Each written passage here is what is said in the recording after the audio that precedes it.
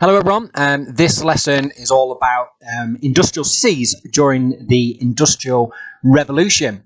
So the first thing I want you to do in this lesson is have a look at this picture which shows a typical city during the time of the Industrial Revolution. And I want you to just look at that and then pause the video and just write down what you can infer, which means work out what you can infer about what life was like in those industrial cities. So I'll just give you some time to do that, so just pause it. Okay, well done. So here you can see there's quite a lot of inferences you can make. You can see there that the factory is spilling out some pollution there. You can see in the background, you can just see a train which shows you about the new transport that's been brought in. The suburbs, that's where the wealthier people live, so set aside from living too near the factory. And you can see here that these are typical houses during the time of the Industrial Revolution, very closely packed together. These houses would be of a type called back-to-back houses. So this house would be a different house to this one. So you wouldn't have that much ventilation coming into the different properties. They're quite small properties. They had to share the water, for example. So getting hold of clean water was very, very difficult during this time. Quite often these water pumps could get polluted and spread diseases like cholera, for example. They would also share toilets, which would be known as privies. So it wasn't easy to get to the toilet during this time. So very, very cramped and unhealthy conditions in these industrial cities. So we're going to find out a little bit more about this key question during this lesson. So in this lesson, you are going to focus on what it was like to live in the industrial cities. You're going to do some research about what were the cities like, using some picture sources and some written sources. And then I'm going to get you to do some descriptive writing about what it was like to be in an industrial city. And you're going to use some of your English skills for this. And then in our lesson next week, we did the factory system earlier on this week. Now we're on the industrial cities. We're going to find out about child labour during the Industrial Revolution, which is going to be really interesting to learn about that. So the first thing that we can have a look at is about disease in these industrial cities. Now, at various points in the 19th century, there were big outbreaks of a disease called cholera. And you might want to have a look at that in a bit more detail. This is a very famous source. It's called A Court for King Cholera, and just shows us about how cramped the conditions were in these cities. We can see coffins there, for example. We can see lots of muck and filth, and we can see here that the people in this image are portrayed as being quite poor, haven't got a lot of money. The people are looking quite sad and not looking particularly healthy. So we can see that this was almost like the perfect breeding ground for diseases to spread during the time of the Industrial Revolution. And that was a major, major problem during this time period, particularly cholera, but other diseases like typhoid, for example, spread, not very hygienic at all. In fact, in the 1850s, there was a very famous episode called The Great Stink, when the River Thames got so polluted with sewage and other horrible things that you could actually smell the smell from Parliament, and Parliament had to actually close down because of the smell coming from the River Thames, known as the Great Stink. You can find out a bit more information about that if you'd like. So one of the things that the people had to do in the industrial cities is they had to share toilets known as privies. Now, these toilets were nothing like the toilets that we have nowadays. They were literally, lots of them, holes in the ground, and you'd go into this toilet. You can imagine how cold that would be in the dead of night if you needed to go. And your waste would basically go into this little pit, which is known as a cesspit. And sometimes the waste from these cesspits could actually get into the pipes that stored some of the drinking water. So people would actually end up drinking water that was contaminated with raw sewage, which was absolutely disgusting, and obviously would spread diseases like cholera, for example. There was a person called a night soilman who actually had the job of emptying the cesspit, and we're going to look in future lessons at some of the worst jobs in history. And I've got to say, that's got to be one of them. Your job was to actually dig out this cesspit. And there are stories of actually people, night soilmen, actually falling into these cesspits and actually drowning in other people's feces. So, yeah, some pretty awful stuff that was going on.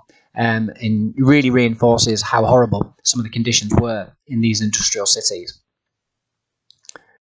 So, this again shows you a very famous picture of an industrial city. We can get this scale there. We can see the train and the viaducts in the background here. But I really like this picture because I think it shows just how cramped all of the conditions were. You can see here the houses back onto each other, relatively small houses, lots of people living in these houses. We can see within these yards here, lots and lots of people living in cramped conditions. And of course, these people had come to these cities, as we found out about last lesson, because of the development of the factory system. So these people were working in these factories or working in jobs that supported those workers in those factories. They were all living together in very, very cramped conditions where disease could spread very, very easily, and where mortality rates were very, very high. The life expectancy during this time was very, very low indeed for people. So not very nice conditions to live in whatsoever. And as you start to write a description of life in these industrial cities, these pictures, I think, are very, very vivid, and these sources are very vivid in showing you what some of these cities would have been like. Again, there's that image that we looked at the start. You can just see it a little bit bigger. You can see the back-to-back houses, the factory smoke. Up to 20 people could sometimes live in these houses in the most cramped and horrible conditions you can imagine. Really, really not nice at all. This shows you what's called a cellar dwelling. So people that were really, really poor would live in the cellars of these properties, and unscrupulous landlords like this fella here would rent these out. And literally, you would have just one room really where you can have lots and lots of people live in, sometimes up to 15 people living in these horrible cramped conditions.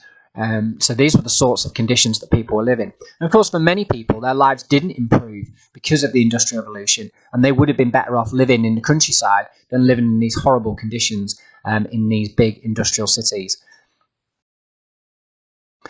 Here you can see an image of people during the Industrial Revolution queuing for water and filling up water. Getting hold of clean water was difficult during that time, and often the water that was produced, as we saw before, was not of the same kind of standard that we have nowadays, and is not the kind of water that you really would want to.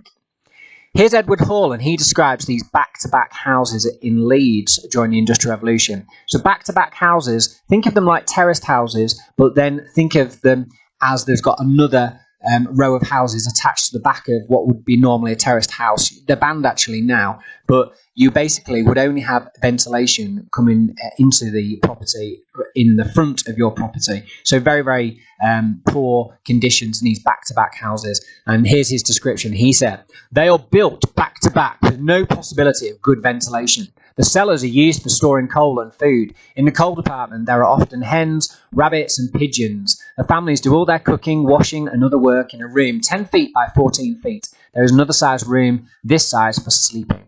So you can see there those cramped conditions and these horrible conditions that they had during the time of the Industrial Revolution.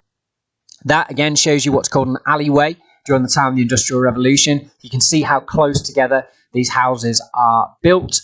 And this is all obviously to make them really, really cheap for people to be able to afford. And the standard of the buildings was not particularly good either. So there was lots of damp coming into the properties, lots of mold that would be growing as well. Very, very nasty indeed.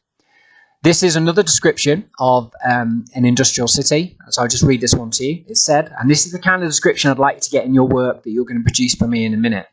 "The street was crowded. The streets were narrow and dirty and miserable. The houses were high and large and very old. Many poor people lived there. The people looked old and tired and ill. The smell of the place was terrible. Some houses were decaying. They were only stopped from falling in the street by huge beams of wood resting against the walls. There was rubbish, sewage, and stale water all around.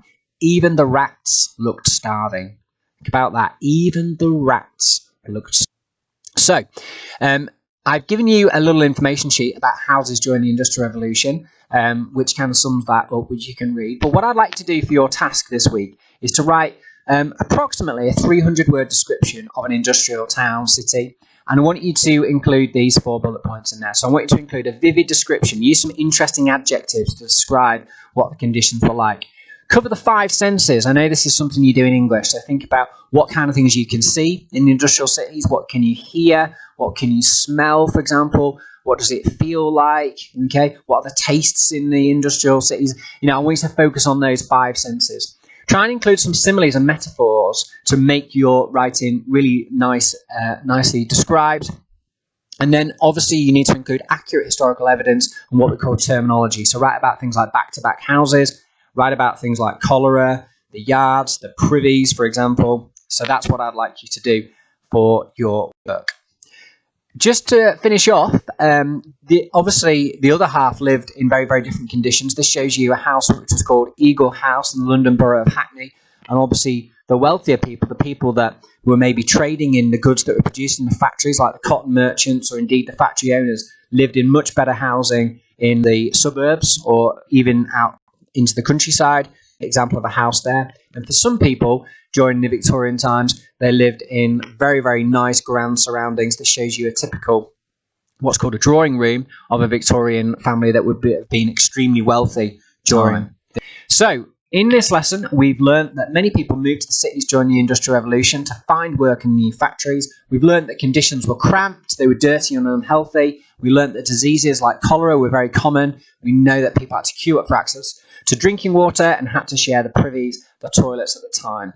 So the price of the Industrial Revolution for many was extreme poverty and a reduction in life expectancy, and basically they were suffering from horrible diseases during this time. And one of the big questions we're looking at with the Industrial Revolution is, did life improve for most people during this time? And you'll probably get a sense that for many of these people that had to leave the countryside and find work in the cities and in these factories, their lives had not improved, their lives had not got better, and they were living in much worse conditions than they had done before.